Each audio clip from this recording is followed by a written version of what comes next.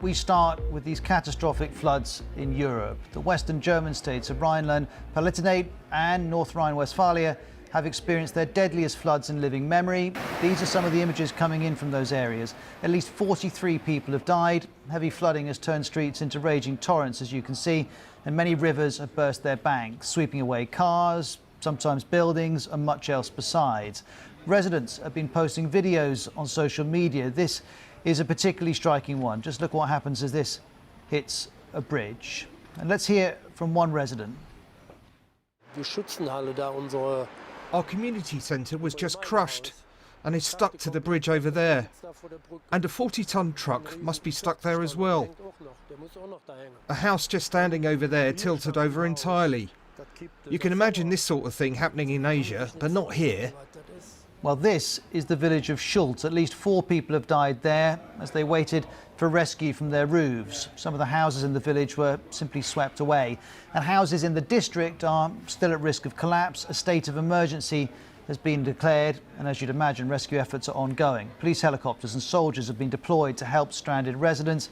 And we also know 2 firefighters in North Rhine-Westphalia have died. The capital of that region is Düsseldorf. Malika Fakaro is a journalist there. Yesterday, when I was walking with my sister back home and we couldn't go home and our car could not pass because otherwise it would have been drowning, we've just been devastated. So we've never seen anything like that. And actually, fears are looming of a second wave of floods. I don't know if you can see it, but the sky around me is grey. We expect more heavy rainfalls from 1900 to fall, and people are really fearful. Well, as Malika was saying, more rain is forecast across these areas. We'll hear from BBC Weather on that in a moment. First of all, let's look at the reaction from some leaders within Germany. Malu Dreyer is the chief of the Rhineland-Palatinate state. She's described the flooding as catastrophic. She said there are dead, missing, and many people still in danger. All our emergency services are in action, she says, and risking their own lives. Now, Chancellor Angela Merkel is in Washington meeting President Joe Biden, but she said she's shocked by the disaster, and she spoke earlier. These are peaceful towns who are now living through a catastrophe, and one can say a tragedy. There's no word to describe such strong rain and floods other than as a catastrophe. I'm shocked by the reports of the places which now stand completely underwater, and the people who are in extreme danger, standing on their roofs awaiting rescue and who've been rescued. I grieve for the people who've lost their lives. We don't know the number, but it will be many, some in the basements of their houses and some who are working as firefighters trying to bring others to safety. And I give their families my deepest condolences. Well, this graphic shows the rain across Europe. As you can see, Germany isn't the only country affected. Belgium, the Netherlands and France are all experiencing flooding too. We'll go to Belgium in a moment. First of all, though, here's Jenny Hill in Schult in the west of Germany. There was, many here told us, no warning. Homes destroyed, lives lost in a matter of minutes.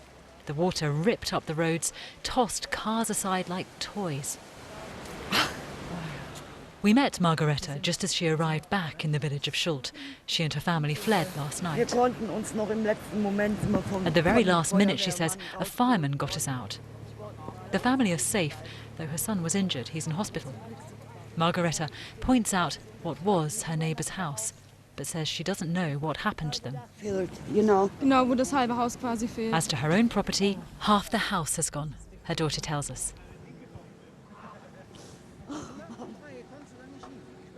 In Schult, they're still in shock. Michal and his friend had just finished refurbishing their pub. They were supposed to open on Saturday. Better news for their neighbour's dog. They managed to pull him to safety just in time last night. It's hard to imagine that just yesterday this was a quiet village street. What's worrying people now is that there's more rain forecast this evening. What will happen, they're asking, when the water levels rise again? For now, homeless and fearful, they mourn their dead and wait anxiously for night to come. Jenny Hill, BBC News, Schult. Well, from Germany, we move to neighbouring Belgium, and in particular the region of Wallonia, which is badly affected, especially the province of Liège. Have a look at this. It's in a town called Purgatoire. It's completely flooded, as you can see. So is the nearby town of Spa, and we know that at least 6 people in Belgium have died and several more are missing. Then these images show people in the town of Pepinster being rescued by boat after they sought refuge on their rooftops. You can see a little one there wrapped in an emergency blanket. In nearby Liège, the mayor is asking people to evacuate some parts of the city, and for those who can't leave, they're being asked to move to the upper floors of their buildings. And this is why.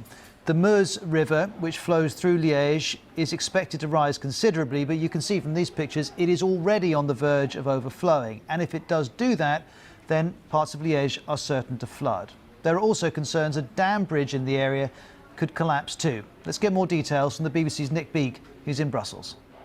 We've seen this record rainfall cause a number of major rivers across Europe to burst their banks. You talk about Liège specifically. We've just seen some video of a police car crawling through the very wet streets there, giving this emergency message saying people should leave their homes if they can. And if they can't, if they've got an upper floor, if they've got a first, second, third floor, they should go to higher ground. And the concern there is that the River Meuse is potentially set to raise more than 1.5 meters in the coming hours. So with that is a fear that a nearby dam could collapse. So that is why Belgium's third biggest urban area is being evacuated, or certainly people are being asked to leave.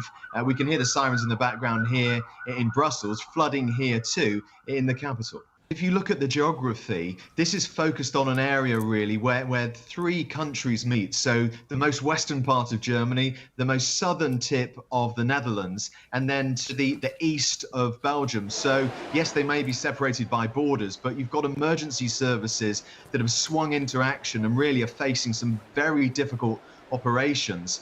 In one particular place, Verviers, we saw a woman filmed from her window in amazement as cars simply just were taken down what would have been the high street, this very thick brown water, a torrent carrying vehicles away. And we know in that particular place 4 people have died. Also further north in the Netherlands, care homes have been evacuated, and so it is a real concern for lots and lots of different people, and the emergency services are doing all they can in what clearly are really difficult circumstances. And as we've been hearing, the rain is set to continue. Well, this is how the forecast is looking for the next 5 days. More rain, as you can see. Let's hear from Darren Bett from the BBC Weather Centre. Roz, let me show you the radar picture first of all. You can see how the rain developed and became heavier and stationary really across western parts of Germany, across the border into the Netherlands, Belgium and into parts of France as well. Wettest weather was across these western and southwestern parts of Germany, and with that sort of rainfall falling in 24 hours, that's about 3 times the July average rainfall, which is why we've seen these devastating scenes of flooding. And even though the rain in the last 24 hours hasn't been as intense, we've still seen some river levels rising. Now, the low pressure and the weather front that's brought the downpours is weakening, and that's why we've seen the rain easing off in some areas during today, but there's still some heavy, perhaps thundery downpours to come during Friday. That'll be heading its way eastwards across Germany with the heaviest falls onto the Alps. And then as we move into the start of the weekend, the rain's continuing to move further east. Some downpours likely in Poland, through the Czech Republic into the Balkans and parts of Italy. So it's slowly going to become drier in Germany. It's going to become drier, sunnier and warmer in Belgium, the Netherlands and France. Now, every time we have these extreme weather events, the question comes up, are they linked to climate change? Well, Armin Laschet, who may succeed Angela Merkel as Chancellor next year, says there's no doubt they are. Here he is. We will be confronted with such events again and again, and this means that we need more speed and climate protection measures, European, nationwide, worldwide. And then this is Dr. Hans-Martin Fussell from the European Environment Agency. Well, any rare extreme event such as this one is always a combination of long-term climate trends and chance, or as you may say, bad luck. So you cannot attribute a single event exclusively to climate change, but there are many indications that climate change played a role in this. Warmer air can hold more water, more moisture. Extreme precipitation is significantly increased across Europe in recent decades. And for the particular federal state of North Rhine-Westphalia, which is one of the 2 affected states, there are actually high-resolution precipitation data going back 70 years, which is quite unique in Europe, with a minute resolution showing that these extreme precipitation events have indeed increased considerably, at least over the last 40 years. And climate models predict that this will also increase in the future.